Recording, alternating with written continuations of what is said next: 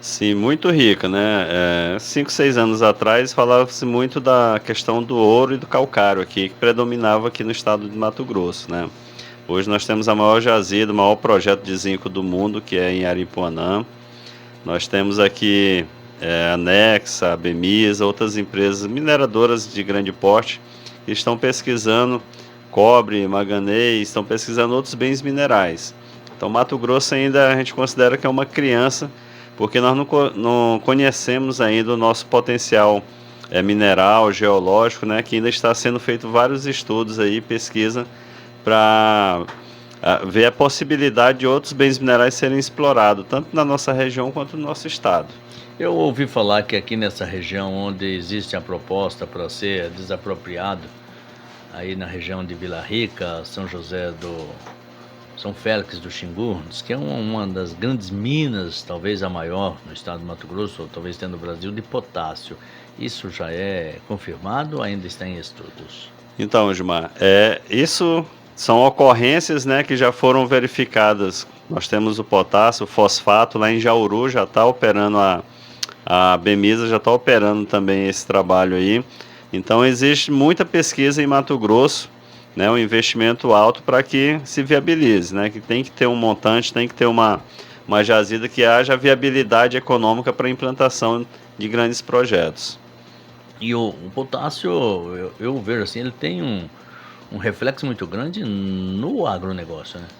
Sim, hoje vamos colocar aqui o calcário, o potássio, né, são bens minerais para o desenvolvimento do agro, né? Quando a gente fala de mineração, se a gente olhar para o nosso lado, para o nosso dia a dia mesmo, consumimos mineração diariamente através do nosso celular, esse próprio microfone que estou falando aqui.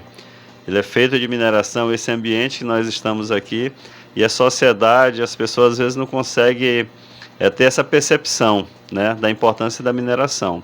Então, o alimento que chega na nossa mesa, e como o maior produtor de grãos do mundo, que é Mato Grosso, né, a importância da mineração, esses bens minerais aí para enriquecimento de solo, nutrição de solo, como fosfato, como calcário, como potássio, né, pode elevar muito mais ainda a mineração de Mato Grosso.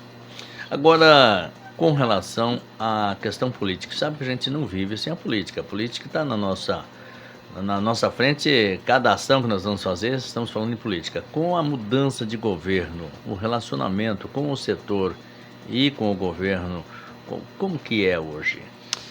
Gilmar, nós estamos buscando essa, vamos dizer, essa transição de governo e essa mudança de governo, nós estamos buscando o diálogo com o atual governo, né? Tivemos mês passado, eu, o Gilson e o Guilherme lá de Itaituba, provoquei uma reunião com a Câmara de Diálogo, né, a mesa de diálogo que a Presidência da República criou, né, e tem uma específica para mineração. Estivemos lá na Presidência da República para conversar, para ouvir, né, e para que nós possamos entender qual que é a dinâmica e o pensamento dessa gestão referente à mineração de pequeno porte. E nós temos, acabei de receber uma mensagem aqui da assessoria do deputado Zé Silva, presidente da Frente Parlamentar da Mineração Sustentável, referente a um projeto de lei que é o 3025, que vai regular a parte da extração, transporte e comercialização do ouro no Brasil. Principalmente não, ele está direcionado a garimpo, a ouro de garimpo, né? Então a gente tinha que verticalizar e fazer em todo, tanto a mineradora quanto o garimpo, ele tem que prestar conta para o sistema financeiro, para os órgãos regulatórios e fiscalizatórios referente a essa extração, transporte e comercialização do ouro no Brasil. Agora existe interesse no governo, porque a gente vê, isso é uma visão nossa, de que o pequeno, o trabalhador ainda, vamos dizer, fraco, ele busca aí os seus recursos, fraco que eu digo assim, comparar com as grandes mineradoras, mas são exploradores de minérios com um suporte já, vamos dizer, significativo, né? Eu não estou dizendo de manual, não. Ele tem penalizado bastante. Você entende que existe a falta de interesse do governo de regularizar, ou é a falta de interesse do próprio? Eu não sei, no meu ponto eu vejo que existe o interesse do produtor de minério querer se regularizar, mas me parece que é tanta dificuldade que ele não consegue, aí ele acaba sendo penalizado. Isso acontece também com as grandes mineradoras, não?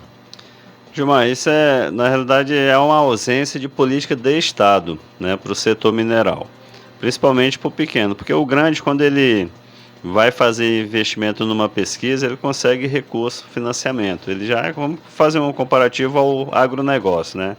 As grandes empresas hoje, os grandes empreendedores do setor do agronegócio, eles têm uma capacidade de captação de recurso muito maior. E o pequeno não existe. No Brasil nós temos, por exemplo, a agricultura familiar, tem um Pronaf. Por que não ter um Pronaf para pequena mineração? Né, através do BNDES ou do próprio Banco do Brasil, Caixa Econômica, são bancos estatais que podem fomentar. Mas não existe hoje um Plano Nacional de Desenvolvimento Mineral, através do Ministério de Minas e Energia, que é o órgão, né, que é o ministério que é para desenvolver as políticas públicas para o setor. Então, esse espaço, quando nós falamos diariamente nós vemos aí praticamente nas mídias, né, falando sobre extração ilegal em terra indígena, em área de proteção ambiental. O próprio Estado, na gestão do atual presidente, na primeira gestão dele, do dia para a noite, a região aqui do Tapajós foi ocupada com Floresta Nacional, com APA. Então, aqueles garimpeiros que estavam naquela reserva garimpeira do Tapajós desde a década de 40, 50, do dia para a noite eles passaram a ser criminosos, porque eles não podiam mais trabalhar naquelas áreas. E o governo, ele não fez essa transição, não fez audiência pública, não fez... Nós temos a CPRM, o Serviço Geológico do Brasil, que faz todo mapeamento geológico do nosso país. Então eles deveriam ter o quê? Remanejado esse pessoal para uma outra área, né, criado através das cooperativas, ferramenta para que esses garimpeiros continuassem atuando na atividade que eles têm aptidão. E não foi feito dessa forma. Então hoje, onde que tem a diversidade mineral, principalmente do ouro, os garimpeiros estão lá, de forma legal ou ilegal, né? A extração ilegal é a usurpação do subsolo da União. É um crime. Não somos a favor. Mas nós estamos lutando com esse governo, com a Agência Nacional de Mineração, para que haja mais disponibilidade de áreas, né? Para que possa ser ocupado por esses garimpeiros que estão aí, vamos dizer, à deriva no Brasil aí atrás de trabalho. E isso aí você entrou num assunto que não é só na mineração. Eu tiro uma questão e eu falo com conhecimento que eu estive lá fazendo reportagem aí na região da reserva da Serra do Cachimbo, a nascente do Serra do Cachimbo, onde o agronegócio entrou e entrou forte por ali, principalmente na pecuária. E eu recordo que eu conversei com produtores que eles foram incentivados a entrar ali em 1988, eles foram incentivados. E aí, posteriormente, se criou a reserva. E depois que criou a reserva, eles são taxados como bandidos. E eles não vieram ali simplesmente para invadir. Alguns foram incentivados pelo governo. Na época, eu acho que o governo era o Figueiredo, ele incentivou toda essa chegada desse povo, não só nesta região, como na região aqui de São José do Xingu, ou melhor, São Félix do Xingu, Vila Rica, também foi dessa forma, né? Essas pessoas hoje são tratadas como invasores, mas quando vieram, foram incentivados pelo Exército, foram incentivados pelo governo federal e hoje são taxados dessa forma. E isso tem acontecido também com relação aí à mineração. Você acredita, existe meios ou existe vontade, pelo menos, para o produtor de minério trabalhar legalizado, ou ele ainda tenta burlar de qualquer forma aí, passar, principalmente a questão do ouro? Gilmar, a política de Estado na década de 70, né, era para ocupar a Amazônia, né? Inclusive você falava assim, eu me lembro que eu ouvia muito a Rádio Nacional, você falava assim, integrar para não entregar, né? Eram as campanhas na Rádio Nacional, você falava isso.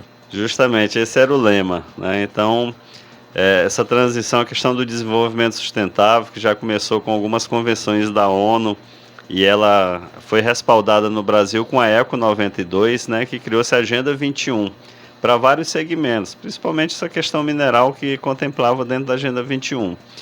Então, a busca desse diálogo, e nós entendemos que a Agência Nacional de Mineração, por mais que ela esteja com uma estrutura de recurso humano escassa, eles têm lutado para que possa prover, principalmente a pequena mineração, né, com disponibilidade de áreas. Ano passado nós tivemos um edital específico para as cooperativas concorrerem entre elas, a Cogavep, a Comipaz, que é aqui da nossa região, a Cooperalfa, ganharam várias áreas. Então eles estão expandindo e tendo essa capacidade de operacionalizar mais garimpeiros ali trabalhando de forma legal, né? Boa parte desses garimpeiros desenvolvi, trabalhei, coordenei num projeto chamado Garimpo 4.0 no Pará, e nós vemos que tem boa parte deles querem a legalidade, né? Querem se regularizar, mas nós precisamos também que o Estado dê essa mão amiga para que possa acontecer isso de uma forma mais ampla, né? Que ao mesmo tempo que nós legalizamos, nós temos um controle ambiental, nós temos receita para o município, nós temos desenvolvimento econômico para a região que ela abrange.